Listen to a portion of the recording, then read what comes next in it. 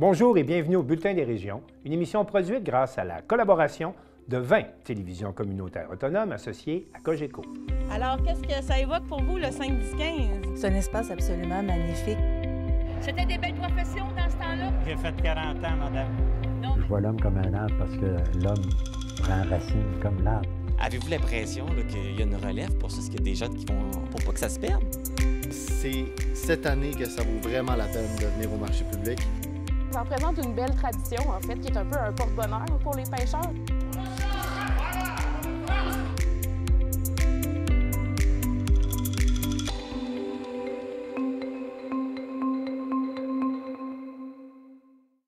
Au sommaire cette semaine, c'est au tour des agriculteurs de Vaudreuil-Soulanges de manifester leur mécontentement.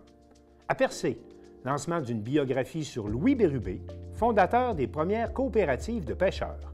À Montjoly, après les travailleurs de rue et les travailleurs de rang, on compte maintenant sur les travailleurs de milieu pour œuvrer auprès des personnes âgées. À Deschambault-Grondines, une serre pédagogique pour apprendre le développement durable et l'autonomie alimentaire. À Thetford, dans le cadre de la Semaine de l'action bénévole, on remercie les bénévoles avec un souper à la cabane à sucre. C'est à Amqui, où l'on retrouve le plus gros cornet de crème glacée au Québec. À Berthierville, on rencontre Marie-Soleil Labelle, une jeune pilote de course qui portera cette année les couleurs du musée Gilles Villeneuve.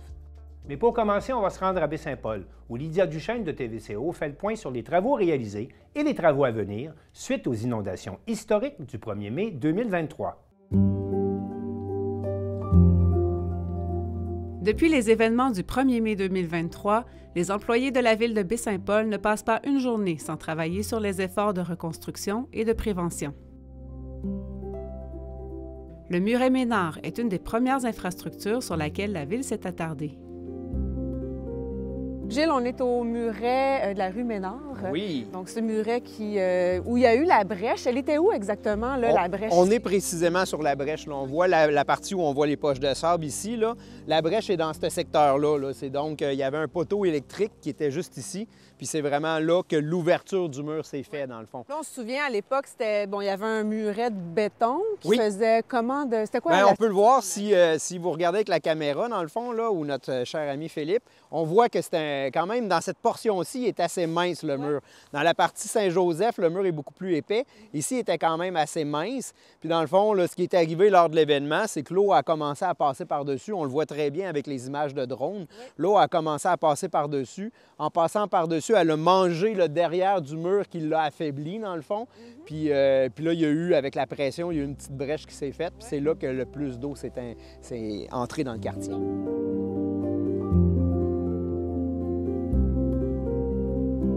Quand on regarde bien les photos, là, on voit que le mur, dans 99 de son périmètre, il a fait le travail, dans le fond. Là. Il était à la bonne hauteur.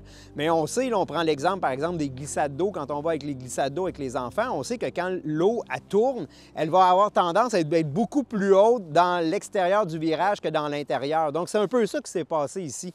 Avec les années, elle est venue frapper de plus en plus vers le mur. Et puis, il y a des débris qui se sont ramassés.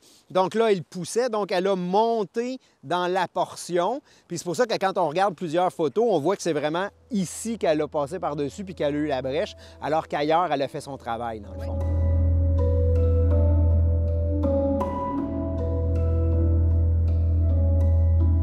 La structure temporaire qui a été faite en attendant des études plus poussées a été comparée à un barrage, vu la conception et la solidité des installations.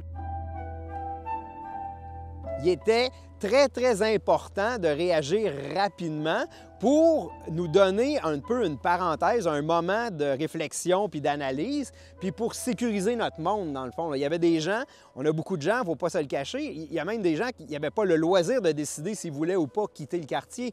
Avec les programmes du ministère de la Sécurité civile, avec les normes environnementales, il y a des gens, il y avait des petites sommes, donc dans le fond, il n'y avait pas le loisir de dire « moi, je m'en vais ». Le gouvernement ne leur payait pas un déménagement, dans le fond. Là.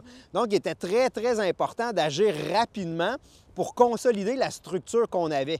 Fait que c'est ça qui a été fait ici, dans le fond. On n'est pas plus haut qu'avant. Clairement plus large. Beaucoup plus large, étendu. Puis avec les années, si on le voit là, plus dans le virage, on voit que c'était du sable, des petits cailloux d'un diamètre là, gros comme un ballon de soccer à peu près. Si on regarde le volume des roches qui ont été installées, là, on est vraiment dans un calibre tout à fait différent. Là. Dans le fond, on a eu une analyse de la rivière pour qu'on soit capable de protéger le pied du mur. Puis pourquoi qu'on va plus loin beaucoup? C'est parce que vraiment, il faut faire une bonne clé pour pas que l'eau mange par en dessous. Puis pour protéger que si ça arriverait, bien, il puisse s'effondrer comme il faut, puis protéger la structure. Oui. Fait que nous, on a consolidé, on a refait un peu à l'état. Puis cette structure-là plus large ici nous permet, on a déjà un plan d'action où on peut, on a les poches de sable qu'on voit présentement, on a une très grande quantité de poches de sable. Oui. Donc on sait qu'à certains moments critiques, si on pense qu'il pourrait y avoir un risque, on est plus prudent que moins. On installe nos poches de sable. Donc s'il devait y avoir de l'eau qui va plus haut que la hauteur du mur, on est capable d'en ajouter. Puis là, il faut le dire, là, des fois on parle de poches de sable, on pense aux petites poches qu'on voit l'armée placer des fois quand ils viennent en renfort. C'est de la grosse poche. Oh oui, là c'est vraiment, là, on n'a pas négligé sur les... c'est vraiment, là, une dimension installé avec, avec la machinerie. Dans le secteur du Genévrier, les dommages ont été importants. Les vidéos de roulottes et cabanons emportés par la rivière des Mares ont fait le tour des réseaux sociaux.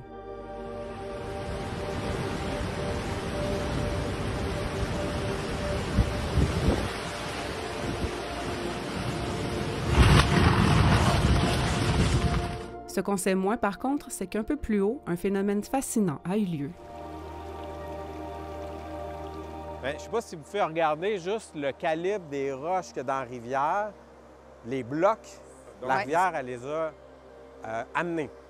Fait que là, les gros blocs qu'on voit là, c'était pas ce genre de roches-là qu'on avait ici avant. C'était pas là. Okay. C'était pas comme ça. Bien, il pouvait avoir certaines roches de même, mais c'était pas eux autres. OK. C'est d'autres qui sont arrivés. Des nouvelles. Exactement. Dans le fond, ce qu'elle a fait, là, il y a eu un coup d'eau vraiment important. Ouais. Puis, ce coup d'eau-là s'est mis à éroder les berges. Puis, elle s'est comme emballée. Puis, elle s'est mis, dans le fond, à charrier, dans le fond, à charrier du matériel, à en amener beaucoup. Ouais. Puis, on est, dans le fond, dans ce qu'on appelle ici, il y a une rupture de pente. C'est un peu plus à pic. Ici, on tombe dans une zone un peu en replat. Okay. Fait que là, cette charge-là, elle le dépose. Là. Elle est comme prise avec. Et en déposant ça, ça fait, on appelle ça une avulsion, le terme, c'est technique, mais dans le fond, on voit son ancien lit à droite. Donc, autrefois, elle passait là. Oui, autrefois, elle passait là, donc elle a rempli ce lit-là, puis elle s'est déplacée, puis elle s'est créé un nouveau lit, dans le fond, à gauche, et c'est là qu'elle passe. C'est vraiment fascinant. C'est un phénomène qui arrive avec des coups d'eau très, très importants, mais des coups d'eau et des charges sédimentaires super importantes.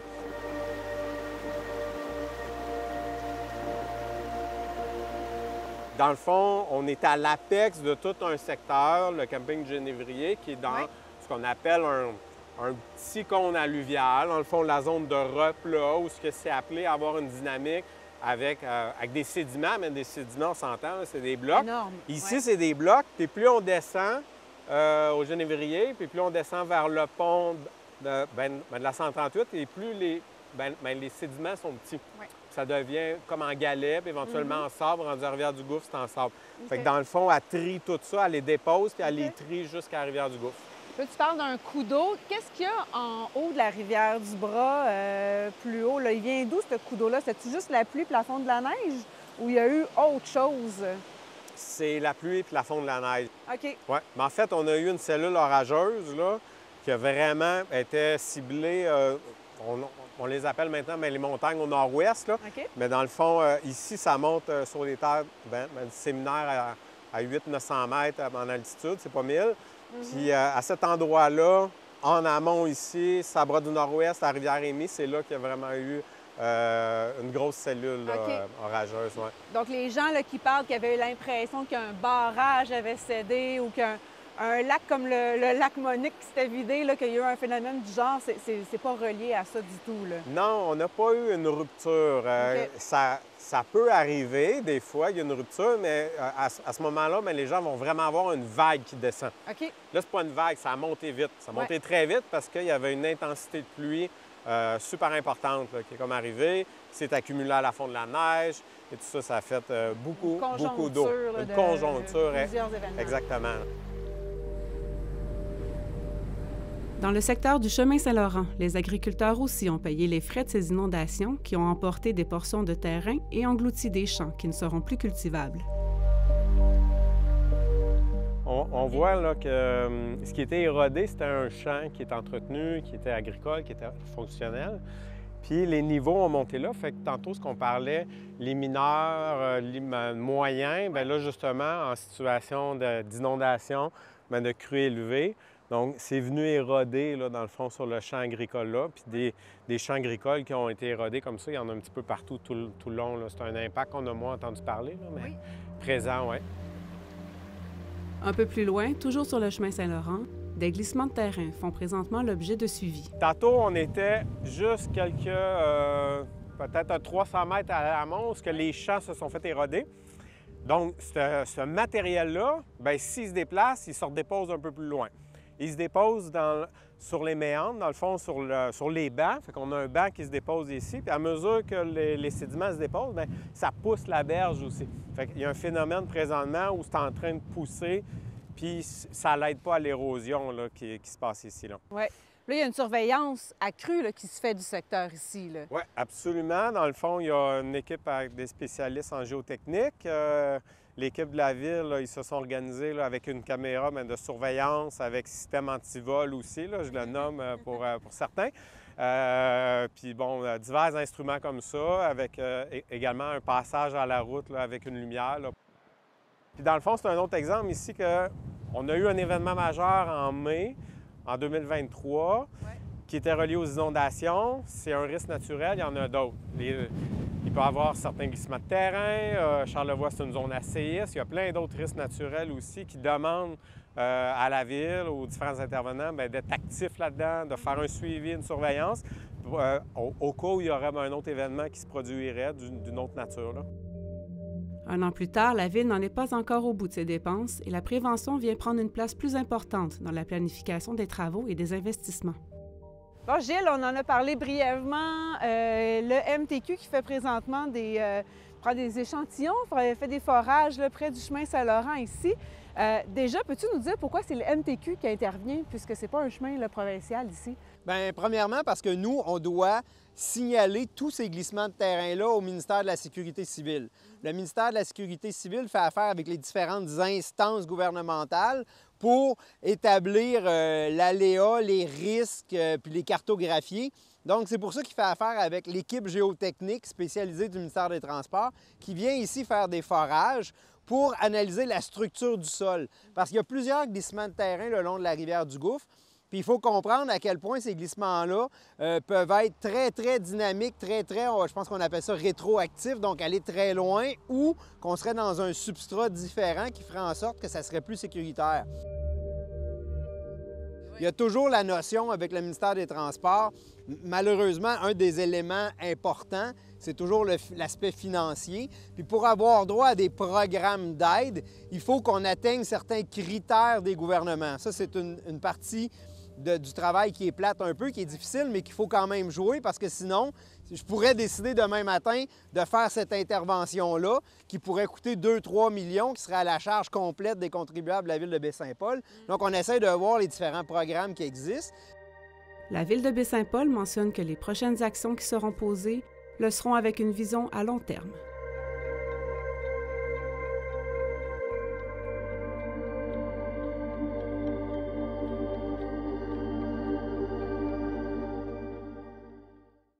Les agriculteurs de Vaudreuil-Soulanges s'étaient donné rendez-vous à leur tour pour un grand défilé de manifestations. Le départ était donné à Sainte-Clette et Chantal Bédard de C'est-Sur.TV y était.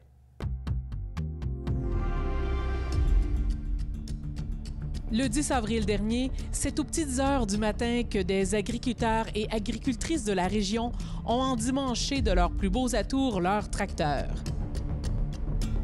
Un immense défilé s'est donné rendez-vous à Sainte-Lette pour ensuite emprunter le boulevard de la Cité des Jeunes jusqu'au stationnement du Walmart à Vaudreuil-Dorion. On accueille le défilé par une haie d'honneur bruyante. L'humeur n'est pas à la blague, le milieu agricole gronde, les inquiétudes face à la crise actuelle est palpable. Pourquoi c'est important de supporter nos agriculteurs dans la région? Parce que sans nous, vous n'auriez pas de nourriture. Bien, on est ici pour manifester contre la difficulté dans nos entreprises. Les revenus sont à la baisse, les charges sont à la hausse.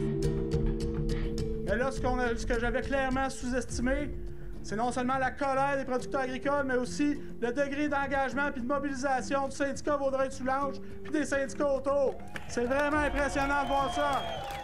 Dans le fond, on manifeste contre un peu l'ensemble de l'œuvre du gouvernement, mais je dirais que c'est surtout sur deux enjeux principaux qui en recoupent un paquet d'autres. Premièrement, le manque d'appui budgétaire. Il n'y avait rien dans le budget du dernier gouvernement pour pallier à la situation actuelle, la crise actuelle que vivent les agriculteurs, là, notamment au niveau du revenu, au niveau des programmes de sécurité du revenu.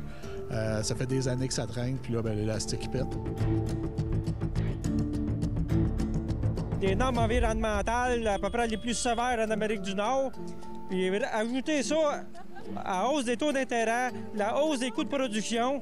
Fait que là, nos entreprises, là, on a de plus en plus de misère à compétitionner les producteurs hors Québec. Mais est-ce que c'est normal qu'on soit tant de tracteurs que ça aujourd'hui ici? Est-ce que c'est normal? Nous sommes en rage, nous sommes en furie. On en a un ras-le-bol de tout ça. Alors que notre profession est de tout simplement nourrir la population et non de remplir de la paperasse. La région est très agricole. On parle de quel pourcentage dans Vaudreuil-Soulanges? Plus de 75 % est en territoire agricole. Beaucoup d'agriculteurs dans Vaudreuil-Soulanges, mais on ne nous respecte pas. Il faut tout le temps revenir à la charge, tout le temps leur montrer qu'est-ce qu'on est, qu'est-ce qu'on fait en agriculture. C'est vraiment décevant qu'on n'ait pas... On voudrait tout simplement être sur la table à trouver des programmes, à trouver des solutions, mais non, ils nous ont éclipsés tout simplement. Mais est-ce qu'on pourrait dire que nos politiciens régionaux brillent un peu par leur absence? Ah, tout à fait, tout à fait. J'ai pas vu personne autre que des conseillers, mais qui étaient agriculteurs. J'ai pas vu aucun maire, aucune mairesse, mon préfet n'était pas là. Je suis vraiment déçue. Pas de députés, pas de représentants députés, ni d'un côté de Soulanges ou de Vaudreuil. Moi, en fait, mon débat, c'est surtout par rapport au dézonage des terres agricoles, puis le fait que quand on a plus que 40 ans, on ne fait pas partie de la relève. Fait qu'en plus de ne pas être la relève, on n'a pas accès à des terres agricoles pour cultiver. L'année n'a pas été l'année la plus productive financièrement pour les fermes. Ça met une grosse pression sur les fermes, que ce soit des petites fermes qui sont plus de proximité ou les gros producteurs. Les enjeux des réchauffements climatiques, c'est quelque chose qui vous touche de près? Définitivement. Ce printemps, on voit que les bourgeons sont plus hâtifs, sont précoces. Il y a un risque de gel tardif aussi. L'an dernier, il a gelé au mois de mai, le 18-19 de mai. Puis on a perdu des fraises de manière significative.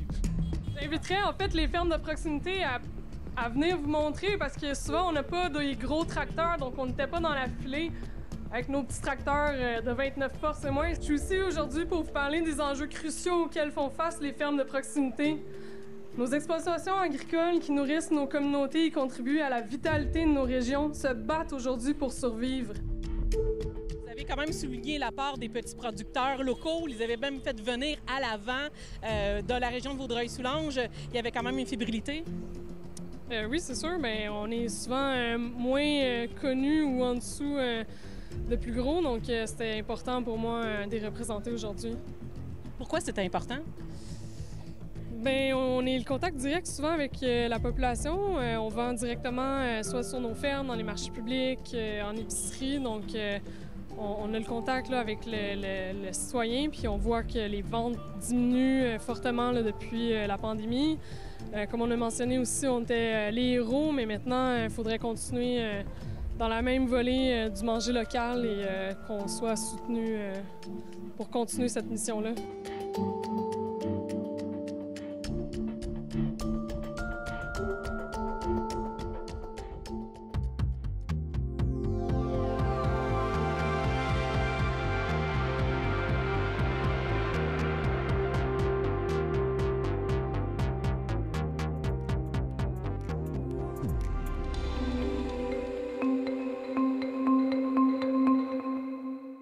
Jean-Denis Laperrière de la télévision du Rocher-Percé était au lancement de la biographie de Louis Bérubé, qui est considéré comme le fondateur des premières coopératives de pêcheurs en Gaspésie.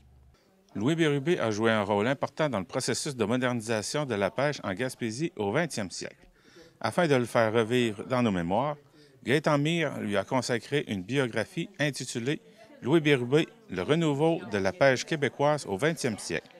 J'ai eu l'occasion de le rencontrer lors du lancement de son livre, qui a eu lieu le 13 avril dernier. Bon, Louis Bérubé, c'était à l'origine un agronome qui s'est spécialisé en pêche dans les années 20 et qui a travaillé à organiser les pêcheurs dans des coopératives. Ces syndicats-là, ces syndicats coopératifs ont été fédérés, ont été regroupés dans une fédération qui s'appelait Pêcheurs unis du Québec, qui est devenue, dans les années 70 à 80, jusqu'en 84, le leader de l'industrie de la pêche au Québec. C'était joué un rôle important de représentation des pêcheurs, de production et de commercialisation du poisson. Vos recherches ont commencé en 2014. Ça a été une très grosse recherche, beaucoup d'archives que vous avez regardées. Oui, effectivement, mais il faut voir qu'au départ, j'avais une grande ambition, c'était de faire 3 livres. Et ça, c'est le premier. Ce qui est très important, c'est que les archives de Louis Bérubé, c'est quand même 16 mètres linéaires, c'est-à-dire 42 pieds. Je parle des documents imprimés. C'est assez important. Et c'est pour ça que ça a pris du temps. En plus, il a laissé 5000 photos, dont des photos très, très anciennes, très rares de la Gaspésie. On en retrouve beaucoup dans le livre. Et en plus de ça, il a été journaliste, il a été vulgarisateur. Il a publié à peu près 200 articles et ouvrages. Donc, ça faisait une masse d'informations très importante. Mais Louis Bérubé, son intérêt, c'est qu'il a travaillé pendant 60 ans. Et il était un protagoniste on peut dire, de toutes les périodes où il y a eu du changement au 20e siècle dans la pêche. C'était une époque où la pêche s'est transformée. Hein? On est passé d'une pêche traditionnelle à une pêche scientifique. Et ces archives représentent tout ça, quoi. Donc, c'est un intérêt très, très grand, quoi. Parmi les choses que vous avez présentées lors de votre présentation, c'est entre autres le mouvement de Sainte-Anne qui semble avoir pris beaucoup de place dans la vie de Louis Bérubé et qui a changé l'histoire de la pêche ici. Disons que Louis Bérubé, c'est un des principaux protagonistes ce qu'on appelle aujourd'hui le mouvement de Sainte-Anne. C'est-à-dire, le mouvement de Sainte-Anne, c'est d'abord la création d'une école pour former, d'une faculté, c'est une faculté de pêche qui était rattachée à l'Université Laval pour former du personnel cadre pour gérer l'industrie, autant dans les entreprises privées, les coopératives qu'au gouvernement. Mais c'était aussi il y avait un département qui s'appelait le service social économique et qui devait former des jeunes pêcheurs qui, après leur formation, ont commencé à créer des coopératives. Et ces coopératives-là, une fois qu'il y en a eu un certain nombre, on les regroupait dans une fédération qui était très connue à l'époque, qui s'appelait Pêcheurs unis du Québec. Et c'est ça qu'on appelle le mouvement de Sainte-Anne. Et ça, c'est considéré par beaucoup de chercheurs aujourd'hui en histoire qui s'intéressent à la pêche comme un modèle qui peut être transposé même aujourd'hui. Ça peut inspirer même du développement qui se ferait aujourd'hui. Il y a des groupes actuellement, il y a un groupe en particulier qui pense à relancer des coopératives en Gaspésie. Okay? Il y en a une qui a été créée l'an passé, il y en a une autre qui a été créée il y a 2-3 ans aux Îles-de-la-Madeleine. Donc, vous savez, c'est un terreau fertile, le Québec, pour les coopératives. Ça pourrait revenir. Moi, je ne me prononce pas nécessairement là-dessus, mais c'est pour dire que mon livre, ça a allumé un certain nombre de personnes qui y pensaient déjà. Ça les a justifiés. Ils ont organisé même un colloque à Rimouski auquel j'ai participé. Et c'est des choses qui se discutent.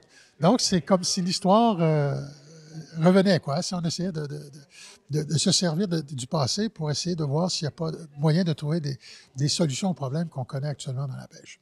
Bon, on verra. C'est lui le concepteur, puis vous l'avez dit tout à l'heure aussi, directeur de l'École des pêches. Oui, c'est-à-dire que lui, il a trouvé vers 1945, 46, je dirais, il a trouvé du financement pour créer une école de métiers. Il appelait ça les métiers de la pêche. Donc, c'est-à-dire les pêcheurs, les transformateurs, il y avait à l'époque les charpentiers de barges qui construisaient les barges, les forgerons, tout ça, les métiers qui existaient à l'époque dans la pêche. Et il a trouvé ce financement-là. Puis, il y a une loi qui était passée sous le régime libéral. Donc, la loi a autorisé la création de cette école-là. Lui, il voulait affilier cette école-là à l'école de la Pocatière. Mais le gouvernement a changé et les choses ont changé. Et le nouveau gouvernement, c'était l'Union nationale. Ils ont décidé de mettre l'école ici à Garnivière, puis ils ont recouru à ces services pour concevoir le fonctionnement de l'école, les programmes, la durée toute la pédagogie, tous les aspects pédagogiques, tous les aspects techniques aussi, tout ça, quoi. Donc, ça a été son rôle. Et puis, quand ça a été créé, il ne trouvait personne. Alors, ils ont demandé de devenir le directeur. Il a été directeur pendant 10 ans, donc de 1948. L'école a ouvert officiellement au printemps de 1948. Il était là jusqu'en 1958. Donc, c'est une contribution très, très importante. Hein. Qu'est-ce qu'on retrouve dans ce livre? Bon, disons que Louis Bérubé, c'est une espèce de touche-à-tout. Il y a une constante. C'est-à-dire, il travaille toujours dans la pêche, hein? Il travaille toujours en matière en développement. Il s'intéresse au développement des coopératives. Il s'intéresse au développement de la recherche scientifique. Lui, ce qu'il veut, c'est essayer de rattraper les autres provinces, puis les États américains et tout ça, de moderniser la pêche pour qu'on puisse concurrencer correctement les autres juridictions, les provinces qui sont... Parce qu'on avait un retard, hein, on avait un retard technologique. Donc, c'était la recherche. Hein? La recherche, c'est ça qui alimente le développement. Et la formation, c'était très important. Il n'y avait personne. À partir de 1958, il va commencer à faire l'international aussi. Et quand il va prendre sa retraite de l'Université Laval, parce que lui, il était rattaché à l'Université Laval, en 1962, là, il va faire de la coopération internationale. Faire de la coopération internationale, ça veut dire aller aider des pays en développement, défavorisés, à structurer leurs organisations, leurs entreprises et tout ça. Ça veut dire investir dans des infrastructures, des ports, des bateaux, etc. Vous comprenez? Donc, il a fait ça, surtout en Asie du Sud-Est. Et après, il est rentré à l'Agence canadienne de développement international, qui était le ministère fédéral qui s'occupait de ces questions-là. Et là, il y a eu un rôle important parce qu'il a aidé le Canada à définir ses orientations stratégiques en matière de développement de la coopération internationale dans ces pays-là, dans les pays pauvres, défavorisés, disons. Et ce document-là qui retrace sa carrière est aussi garni de plusieurs photos que vous avez présentées d'ailleurs. On en retrouve combien dans ce livre-là? Il y a 160 photos, 159, 160 photos, dont plusieurs proviennent de sa propre collection. Il a laissé 5000 photos, il a laissé 3500 photos en noir et blanc et 1500 diapos. Moi, j'en ai numérisé 1100. Et maintenant, le fonds a été déposé aux archives, dans un service d'archives. Et le livre contient beaucoup de photos très rares qui n'ont jamais été présentées. Eh bien, Gaëtan Amir, bonne chance pour la suite des choses et merci beaucoup. Merci vraiment, vous êtes très gentil. Merci beaucoup. C'est très apprécié. Merci.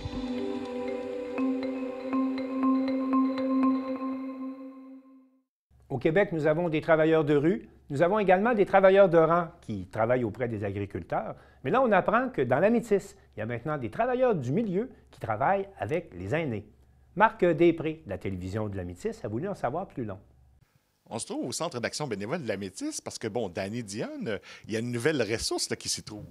Et oui, on a une nouvelle membre dans notre équipe. Donc, notre équipe s'agrandit. On a une nouvelle ressource en tant que telle. C'est Mélilo de Repentigny. Là. Remarquez bien le nom. Vous allez l'entendre et la voir là, dans le milieu, notre nouvelle ressource. C'est le travail de milieu. Donc, c'était un besoin qu'on avait ici dans la Métis là, au niveau des aînés. Fait que nous, on a développé un projet là, à ce niveau-là pour mettre en place une personne qui va pouvoir circuler au travers le milieu, puis aller au-devant à la rencontre des aînés, puis répondre à leurs besoins. Et ça fait pas longtemps là, que vous êtes en fonction? Là. Non, le projet a débuté la semaine dernière, mais en fait, ça fait quand même longtemps que Danny et l'équipe travaillent pour... Trouver quelqu'un? Pour avoir cette ressource-là, la possibilité de faire ce projet-là.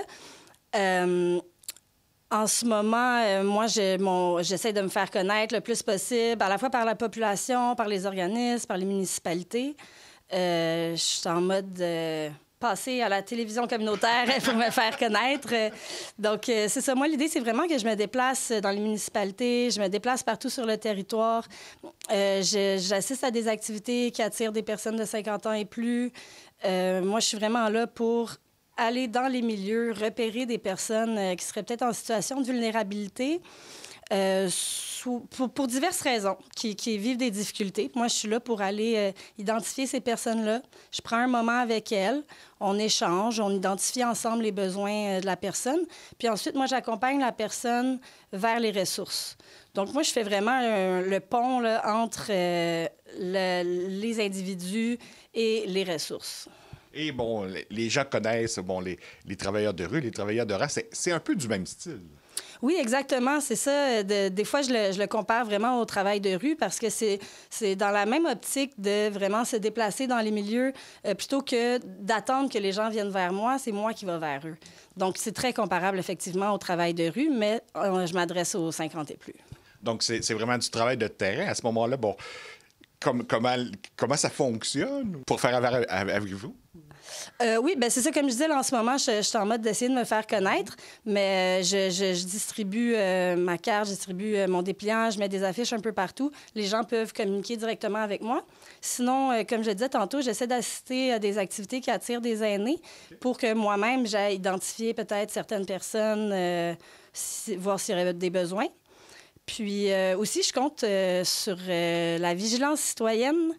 Dans le sens où, des fois, j'approche des aînés, ils me disent « Ah, moi, j'ai pas de besoin, ça va bien, mais j'ai telle cousine éloignée, voudrais-tu aller la voir si elle est correcte? Ou j'ai tel voisin dans ma municipalité, il fréquentait un peu mon organisme, mais là, il vient plus, voudrais-tu le relancer, voir si est correct? » Ce genre de choses-là. Là. Donc, c'est vrai, ça peut être même du référencement de personnes. Oui, exactement. Je pense que moi, à la fois, en ce moment, j'essaie de me faire connaître auprès de la population, mais je suis en train aussi de faire le tour des organismes parce que c'est sûr qu'on va se référencer des personnes. Là. Oui, bien sûr. Et comment se fait l'adaptabilité, en quelque sorte, jusqu'à maintenant? Donc, les gens réagissent comment? Bien, jusqu'à maintenant, j'ai une super bonne réception. Je pense que c'est pas pour rien que ça fait un moment que Dany travaille pour avoir cette ressource-là. Je pense que c'est un besoin qui est existant dans la MRC. Autant en situation un petit peu plus urbaine à Montjoly qu'en situation un petit peu plus rurale là, dans les municipalités de l'arrière-pays. Je pense que les gens me renvoient que oui, c'était nécessaire, puis ils sont contents de voir que j'arrive là, pour remplir ce mandat-là. Là. Ouais. Et c'est bon pour les 16 municipalités de la MRC. Là.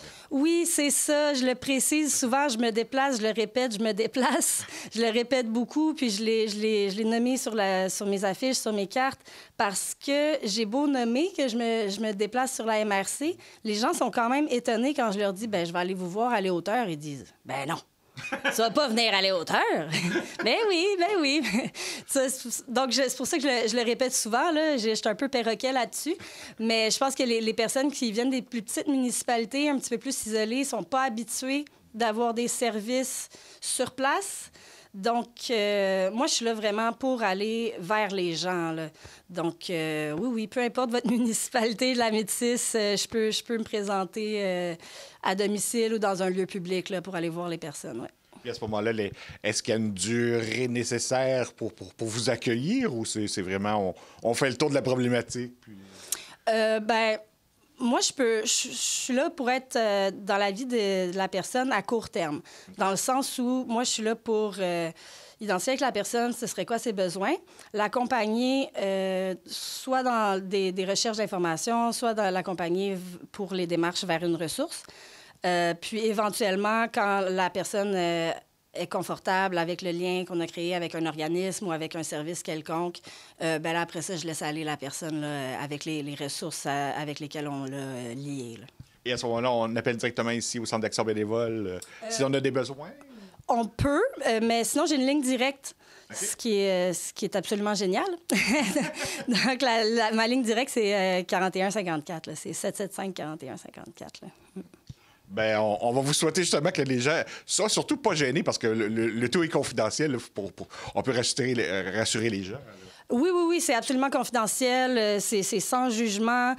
Puis je pense que aussi, comme le travail de milieu, je peux me présenter dans des activités plus sociales. Le côté un peu informel, des fois, fait que c'est moins intimidant pour les gens de venir me parler. Mais malgré le côté informel, je suis quand même professionnelle. Il y a quand même un secret professionnel que je tiens quand même. Là. Puis quand je parle de me référer des personnes, là, je parle pas de mes mérages de voisinage. Là. C'est pas ça, absolument pas. Là.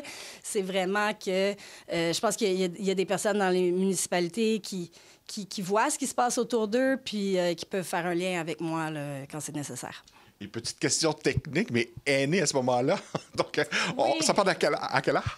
Oui, c'est ça. Les aînés, c'est... Ben, nous, on s'est dit qu'on allait vers le 50 plus, okay. Mais les aînés, on s'entend souvent 65 et plus, tout ça. Mais comme il y a les clubs 50 plus, tout ça, c'est important d'inclure un peu tout le monde. Ça fait qu'on s'est dit 50 ans et plus. C'est ça. Bien, bienvenue à ce moment-là au sein du Centre d'action bénévole. Bien, merci. Je suis bien contente de vous parler ce matin.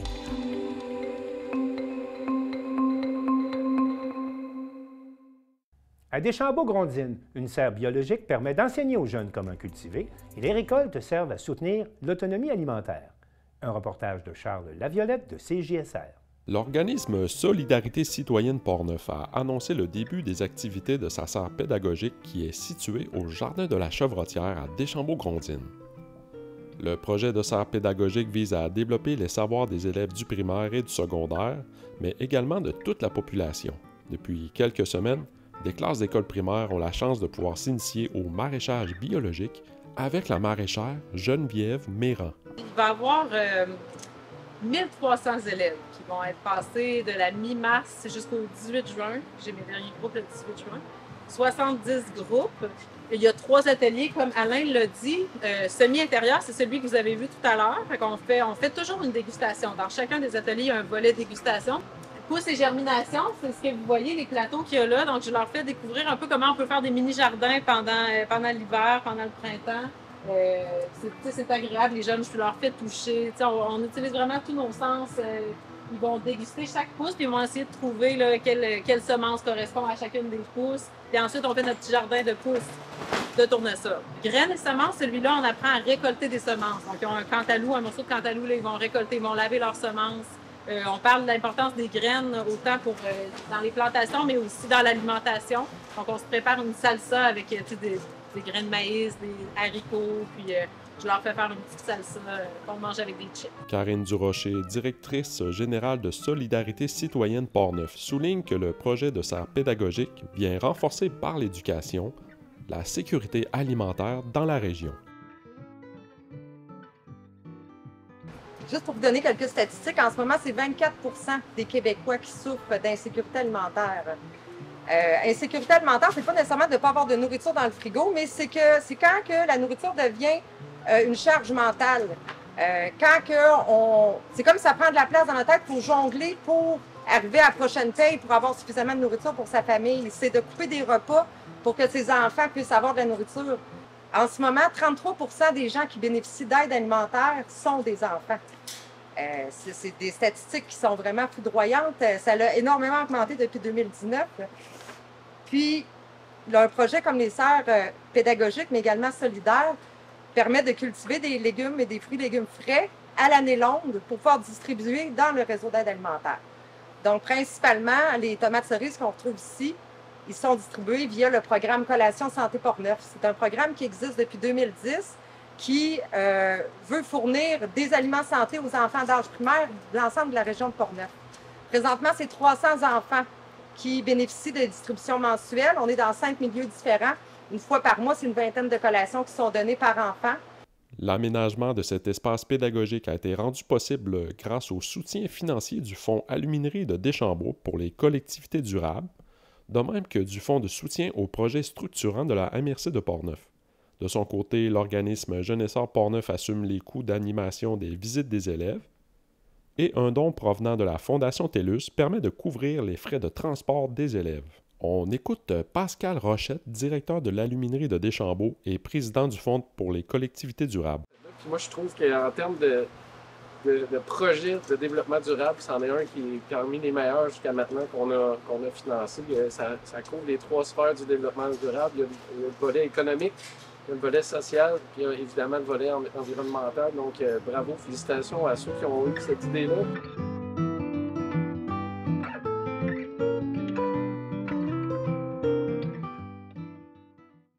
Dans le cadre de la Semaine de l'Action bénévole, le Centre Concertation de Thetford a invité tous ses bénévoles à la cabane à sucre Marcheterre pour les remercier et souligner l'importance de leur travail. Un reportage de Gabriel Blancard de TVCRA.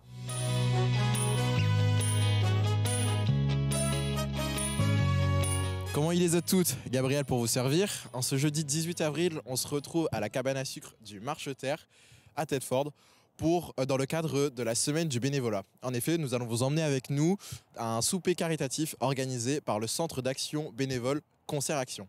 Alors, sans plus tarder, venez avec nous.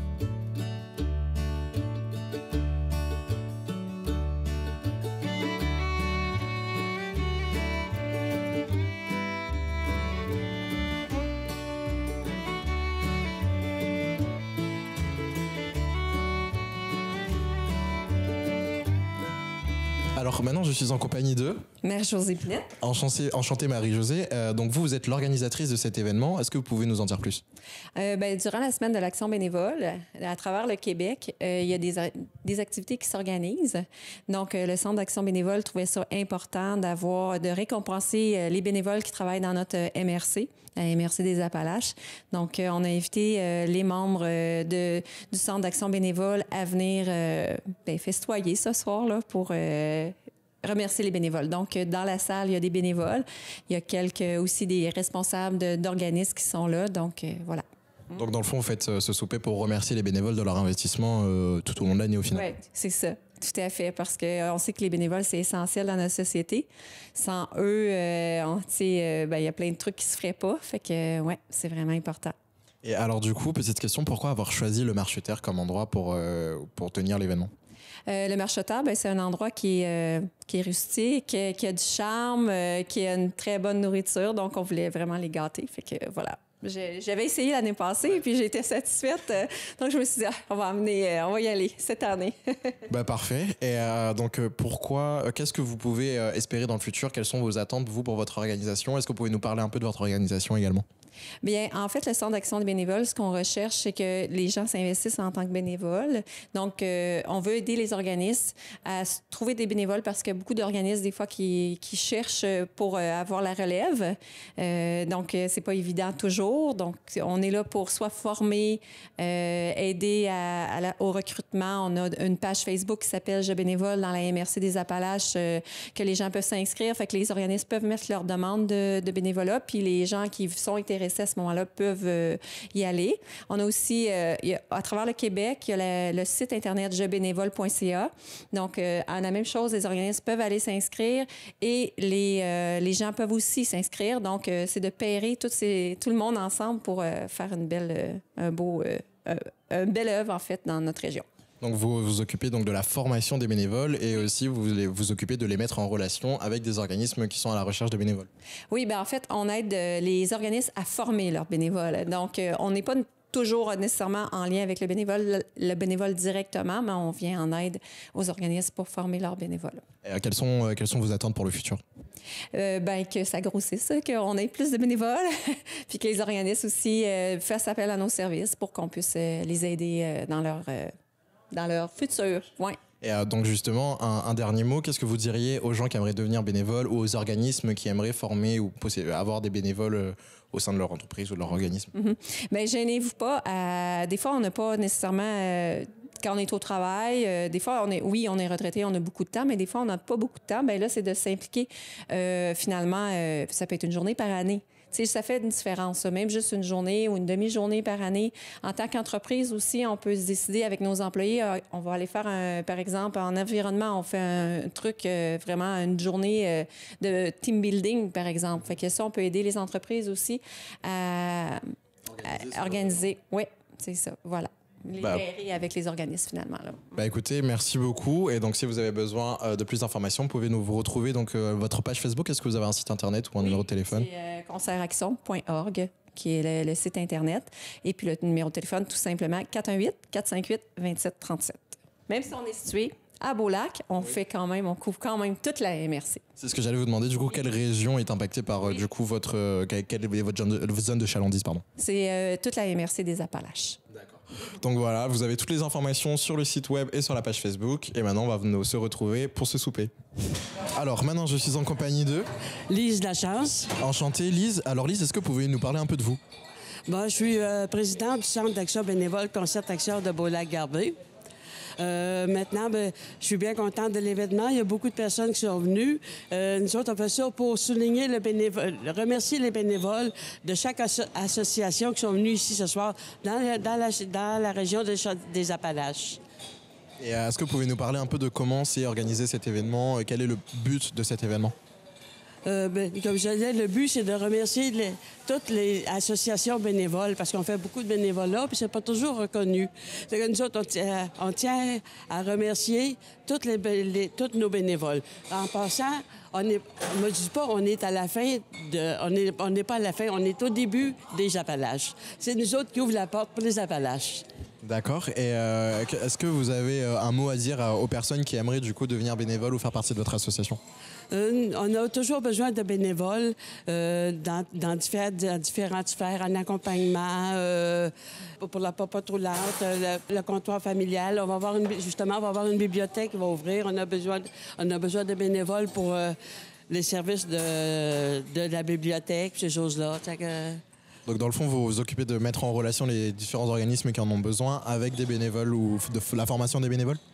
Non, je ne m'occupe pas de la formation de bénévoles. En passant, nous autres, on va avoir un échange de fleurs vivaces, de maisons et des plantes intérieures et extérieures. C'est le premier samedi du mois. Et venez nous encourager au souper des Chevaliers de Colomb le premier dimanche du mois. C'est au sous-sol de l'église à Disraeli. Et l'argent va à Concertation. D'accord, parfait. Le rendez-vous est donné. Donc, c'est le premier dimanche du mois à l'église d'Israéli, c'est ça? Oui. C'est organisé par les Chevaliers de Colomb et l'argent va au Centre d'action bénévole Concertation. Écoutez, merci beaucoup pour ces petits mots et on vous souhaite une excellente fin de soirée. Merci. Au revoir. Et donc voilà, c'est la fin de ce souper caritatif ici à la cabane à sucre du Marcheterre. On le rappelle, ce souper a été organisé par le Centre d'action bénévole Concert Action. J'espère que l'émission vous aura plu. C'était Gabriel, je vous souhaite une excellente soirée. À bientôt. Marc Baudouin de la télévision de la Matapédia nous apprend que, sauf erreur, le plus gros cornet de crème glacée au Québec est à Amqui. La chocolaterie Beljade avait annoncé sur sa page Facebook une surprise de taille. Alors, je suis sur place. Je viens rencontrer la propriétaire Sophie Marion qui va nous présenter cette surprise. Sophie Marion, bonjour. Bon matin. Ça va bien? Oh oui, ça va bien. On est bien excités, mais oui, ça va bien. Oui, parce que vous aviez annoncé sur les réseaux sociaux une surprise pour les clients de la chocolaterie Beljade. Et on est dedans. Alors, c'est le temps de dévoiler. C'est quoi la surprise? Bien, en fait, on a fait affaire avec un entrepreneur du coin, les créations Michel Dastou de Sébec. Et ça vient de ma tête. Je me suis dit, il y a un homard à Baie-des-Sables, il y a la grosse baleine à Matane, il y a des framboises à Valbriand. Pourquoi pas qu'il n'y aurait pas le plus gros cornet de l'Est du Québec à Amqui? J'ai donné l'idée à Michel. Michel, avec sa tête, il est magnifique. Il nous a créé le plus gros cornet de l'Est du Québec et il n'y en aura qu'un. Il est vraiment très gros. On rentre les deux dedans, puis il y a de la place encore pour d'autres personnes. Exactement. En fait, les mesures que Michel me dit, ça a comme 12 pieds de haut par 8 pieds de diamètre. Là, il n'est pas final. Daniel va le peindre en blanc pour faire la crème glacée, bien évidemment. Puis, on a trouvé comme la meilleure place là, ici sur le terrain pour l'installer. Fait que là, il reste la finition à faire. Oui. Et à quoi ça va servir, ce gros cornet? Bien, en fait, ça va servir à venir prendre des photos dedans avec les enfants en mangeant une petite molle, faire des hashtags gros cornet, chocolaterie Beljade. Donc, en fait, c'est sûr, c'est un spot publicitaire, mais c'est nous qui voulions avoir le cornet, c'est nous qui l'avons. Et c'est quand même quelque chose d'unique parce qu'on n'en voit pas beaucoup dans le coin, là. Non, dans l'Est du Québec, là, je pense que c'est le premier. Montréal, bien, je peux aller faire un tour. Je me suis concentrée sur notre belle région à nous. Je voulais que la Matapédia, que Amqui, je voulais faire une place où est-ce que les gens vont rester à Amqui. Fait que si la chaise apporte ce plus-là à la municipalité, à la ville d'Amqui, ce sera mission accomplie pour Chocolaterie Belle-Jade et son gros cornet. Et c'est un gros plus parce que vous avez déjà d'autres activités qu'on peut faire dans la cour ici. Oui, effectivement, on a les gros modules de jeu. Ensuite de ça, on a toutes les tables à pique-nique. On va faire un deuxième stationnement cet été pour accueillir les VR sur le terrain à côté. Création d'Astou va nous faire d'autres modules de balancelle pour l'extérieur arrière. Donc oui, on a un très beau terrain. On est tellement content de l'achat qu'on a fait ici sur le terrain. On a un potentiel à développer fois 1000. Vous avez encore le panneau, est-ce qu'on peut se photographier dedans? Oui, exactement. On a un petit photo-booth à côté où est-ce que les enfants deviennent les héros de la chocolaterie. Donc, viens faire le super-héros, prends ta photo, monte dans le cornet, savoure ton bonheur. On vient s'amuser. Oui. Et pour manger, est-ce qu'il va y avoir des nouveautés aussi du côté de la crèmerie? Sur la crèmerie, on regarde toujours nos classiques. Et puis, côté touristes et compagnie, bien, on va peut-être essayer de faire, si on trouve une cuisinière, bien évidemment. Donc, on recherche pour faire sandwicherie, salade là, pour apporter. Justement, pour permettre aux gens qui sont sur la route d'arrêter un sandwich, une crème glacée, puis on continue la route. Donc, l'objectif d'offrir toujours plus. Exactement. Il y en a toujours trop dans ma tête. Et là, l'hiver est fini, fait que le beau temps arrive, fait que ça va commencer l'achalandage aussi, j'imagine? Oui, l'achalandage a commencé avec le quad de Amqui, le club de quadistes de Amqui. On a une belle enseigne, Chocolaterie Belle-Jade, donc les quadistes peuvent arrêter 7 jours sur 7. Donc, on essaie de pallier à tout pour réunir tout le monde chez nous. Mais là, maintenant, avec tout ça, on n'a plus le choix d'arrêter. Exactement. Si vous passez à Amqui et que vous ne voyez pas le cornet, Colline de Bim, c'est parce que vos yeux étaient comme ça. Ou vous avez besoin d'ajuster vos lunettes. Oui, ajustez vos lunettes. Exactement. Sophie Marion, merci beaucoup, puis félicitations, puis bravo pour tout ce que vous faites. Bien, merci infiniment, puis une belle saison à vous. Lors de votre prochaine visite à la Chocolaterie Belle-Jade, pourquoi pas venir vous prendre en photo dans le cornet géant, qui est une attraction unique là, dans la région.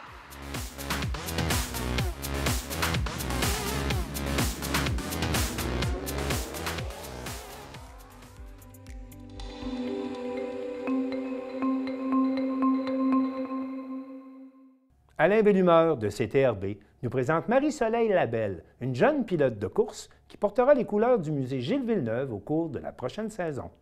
La course automobile est un monde de passion dans lequel les pilotes doivent parfois jouer du coude pour occuper les premières positions. L'histoire de Marie-Soleil Labelle est à découvrir. Jeune, elle participe à une épreuve de karting et bien sûr, elle a la piqûre. Après le karting, place à la série Nissan Micra pendant 3 saisons. Puis, l'an dernier, elle fait le saut en série Nissan Sentra. De plus gros bolides, un défi encore plus grand. Résidente de Gatineau, dans l'Outaouais, Marie-Soleil Labelle porte les couleurs de l'équipe du musée Gilles Villeneuve à Berthierville, dans la Naudière.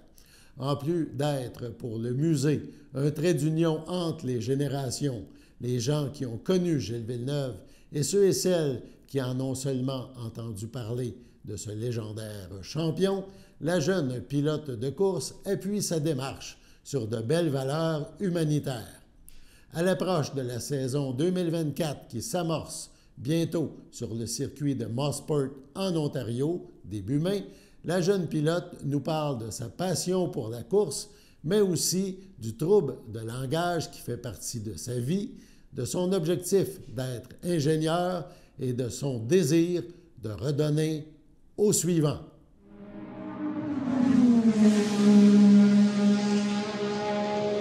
Oui, donc ma passion pour le sport automobile, ça a été un peu de nulle part, là, si je pourrais dire ça. Donc c'est vraiment moi, à 12 ans, qui aimais ça faire du karting à l'intérieur.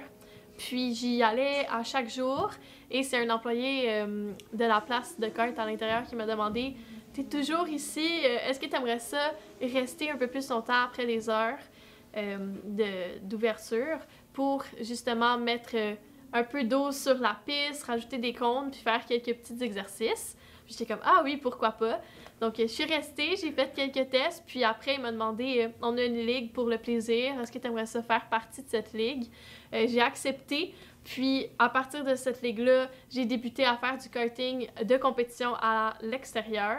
Puis, de là, j'ai fait ma première année en Briggs & Stratton en 2018 dans la Coupe de Montréal. Puis par la suite, ça a déboulé. J'ai fait du Rotax, j'ai fait du shifter. Puis mon coach, Ben Cooper, il coursait justement en Nissan Micra. Puis je suis allée le voir à une course à Tremblant. Puis c'est durant cette course-là que j'ai vraiment approché puis rencontré le promoteur de la série, Jacques Dehaye. Puis à partir de cette rencontre, on a eu d'autres discussions durant l'automne. Et c'est en 2020 qu'on est convenu que j'allais courser en Nissan Micra et que j'allais débuter en Nissan en voiture, faire le saut du kart en voiture.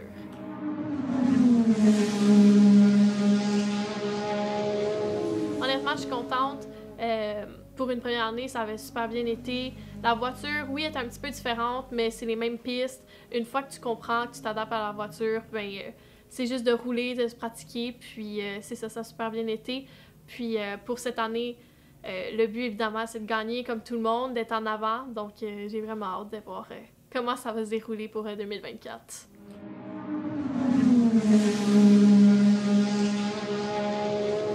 Et c'est sûr que ça joue du coude, mais il faut juste pas que tu laisses...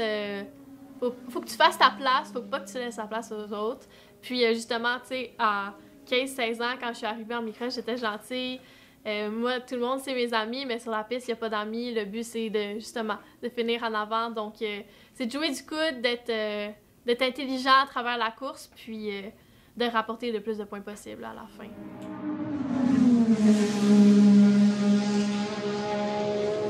Le but, c'est vraiment de faire un trait d'union entre les générations de ceux qui ont vu, connu Gilles et ceux qui ont juste entendu parler de Gilles, comme moi, les plus jeunes. Puis, le but, c'est vraiment de rendre hommage à Gilles à chaque fois que je suis sur la piste. Donc, c'est pour ça que je course avec le numéro 27. Donc, encore une fois, quand je suis allée au circuit Gilles Villeneuve à Montréal en 2022, c'est super important pour moi, puis super une belle expérience. En plus, j'étais sur le circuit de Gilles, donc c'est ça.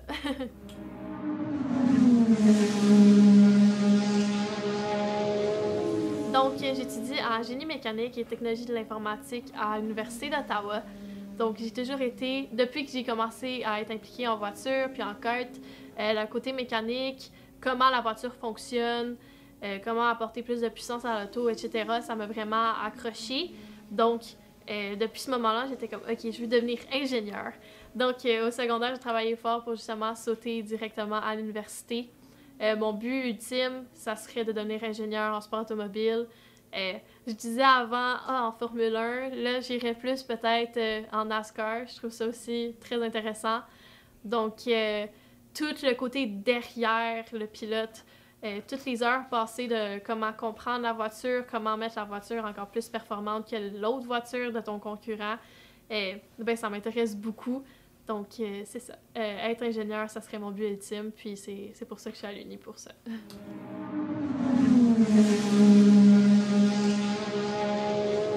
Moi, je suis née avec un trouble développemental du langage. Puis, à travers les années, justement, en sport automobile, j'ai vraiment grandi en tant que personne, puis aussi amélioré avec mon trouble développemental du langage. Donc, au début que j'ai débuté en Nissan en 2020, je me cachais dans mon trailer pour pas parler, pour pas faire des entrevues. Là, maintenant, je demande aux gens de la série « Hey, c'est quand mon tour pour parler? C'est quand que je peux parler? » Donc, malgré mon TDL, au début, j'étais super gênée, j'avais peur que les gens me jugent. Puis, justement, le but d'être associée avec TDL Québec, c'était justement de faire de montrer aux gens avec un TDL que c'est pas parce que tu as une différence que tu ne peux pas bien réussir dans la vie. Faut pas avoir peur de sa différence, faut juste l'accepter. Puis, c'est ça. Donc, moi, à travers le sport automobile, je montre que c'est pas parce que tu as un certain trouble d'apprentissage que tu peux pas bien réussir puis réaliser tes rêves. C'est tout pour le bulletin des régions cette semaine. J'espère que cela vous a plu et je tiens à remercier toutes les télévisions qui ont participé à la réalisation de ce bulletin. À la prochaine!